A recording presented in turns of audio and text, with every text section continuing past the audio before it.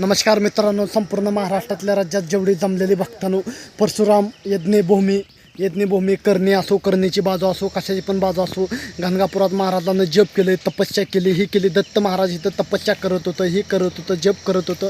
आणि तिथं एक समोर एक विश्राम कट्टा आहे. महाराज तिथं माधवगिरीला जात होते. गावात दत्त महाराज साक्षात माधवगिरीला जात होते. अशी गर्दी होत होती भक्तांची.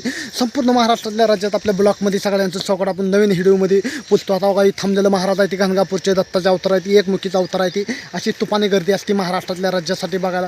दत्त महाराजांनी स्वतः त्यांनी यज्ञ केले आणि साक्षात त्यांचा एक अवतार हित आहे. ती बघा, लिंबा झाडाखाली थांबले, महाराजांनी तप केले, यज्ञ केले, तपस्या केले, ही केली. पिढा महाराज स्वतः भिक्षा मागून आणायचे, महाराज स्वतः संगमला भिक्षा मागून खायचे, भिक्षा मागून खायचे. नंतर मग भिक्षा मागून आणून परत जगवत होते, सगळ्या भक्तांना चारत होते, ह्यांना चारत होते. अशी पुण्याची भूमी, भस्माचा डोंगर करणी केलेली, ही केलेली सगळी बाजू निघती आहे. जय हिंद, जय महाराष्ट्र. कर्नाटक स्टेटमध्ये आगमन झालेलं आहे आपलं. नमस्कार.